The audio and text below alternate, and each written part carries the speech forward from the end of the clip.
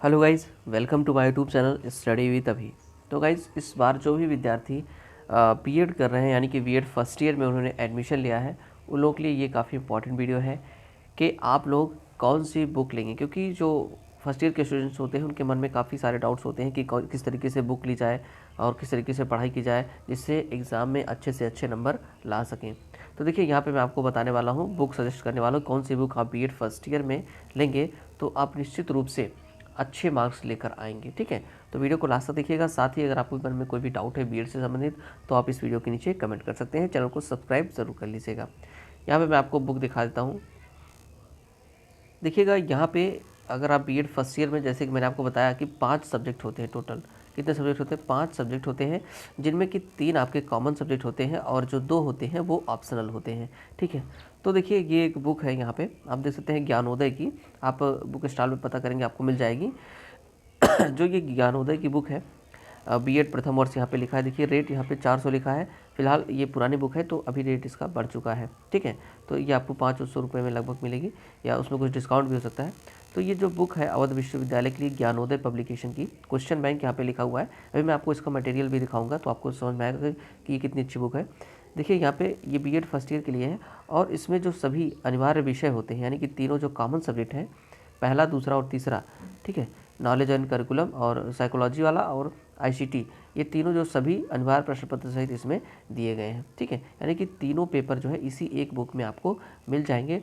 और जो जिसका देखिए यहाँ पे मैं आपको दिखा दूँ, ये देखिए क्वेश्चन बैंक बीएड, और यहाँ प्रथम वर्ष में जो तीनों आपके सब्जेक्ट होते हैं, प्रथम प्रश्न पत्र, द्वितीय प्रश्न पत्र और तृतीय प्रश्न पत्र, ये इसमें आपको तीनों मिल जाएंगे। ठीक है, यहाँ पे देखिए जो यहाँ पे इसका सिलेबस दिया इसमें दिया हुआ है।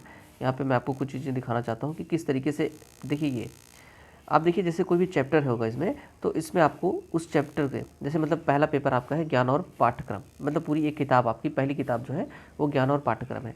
तो उस पूरी किताब के आपको दीर्घ उत्तरीय प्रश्न मिलेंगे जो कि परीक्षा में आए हुए हैं। ठीक है, जितनी बार भी परीक्षा हुई है जो मुख्य परीक्षा में आए हुए हैं। फिर आपको इसी तरीके से लघु उत्तरीय भी मिलेगा, इसी तरीके से दीर्घ उत्तरीय भी मिलेगा। और यहाँ पे जो देखिए, जैसे मान लीजिए शिक्षा का क्या अभिप्राय है, ठीक है, ये दीर्घ उत्तरीय में प्रश्न आया हुआ था। ये इतने सारे प्रश्न आए हुए थे अथवा अथवा करके जो लिखा हुआ है, और उसका उत्तर ये चीज़ है। ठीक है, तो आप जब ऐसे पढ़ेंगे तो आप पाठ को भी पढ़ लेंगे और साथ ही साथ आपके जो एग्ज़ाम में प्रश्न आए हुए हैं, किस तरीके से एग्ज़ाम में प्रश्न पूछता है, इसका आपको आइडिया लग जाएगा और किस तरीके से उसका आंसर देना है आपको ये भी पता चल जाएगा। तो इसमें आपका डबल फ़ायदा होता है कि आप पहली चीज़ तो चैप्टर पढ़ लेते हो, और दूसरी चीज़ ये भी आपकी फ़ायदा होती है कि आप क्वेश्चन किस तरीके से पूछे जाते हैं लॉन्ग आंसर, शॉर्ट आंसर किस तरीके से पूछे जाते हैं, उससे भी आप अवेयर हो जाते हो, जिससे आपको एग्ज़ाम में लिखने में काफ़ी सुविधा होती है। ठीक है, तो इसको आप देख लीजिएगा। ये जो बुक है वो मैं आपको दिखाता हूँ। ये बुक जो है कुछ इतनी मोटी आपको मिलेगी और इसमें जो क्वेश्चन आंसर दिए गए हैं, देखिए यहाँ पे प्रश्न, राष्ट्रीय एकता का क्या अर्थ है, इस तरीके से आपको दिया गया है। इसमें आप जो मेन पॉइंट्स उनको अंडरलाइन करके पढ़ सकते हैं अच्छे तरीके से। ठीक है, तो मेरे हिसाब से आप लेना चाहेंगे तो ये बुक आपको सबसे सही मिलेगी। ये तीनों कॉमन सब्जेक्ट के लिए है। ठीक है, एक ही बुक में आपको तीनों कॉमन सब्जेक्ट मिल जाएंगे और जो इसमें कंटेंट दिया गया है वो बहुत ही अच्छा दिया गया है, प्रश्न उत्तर की तरीके से दिया गया है।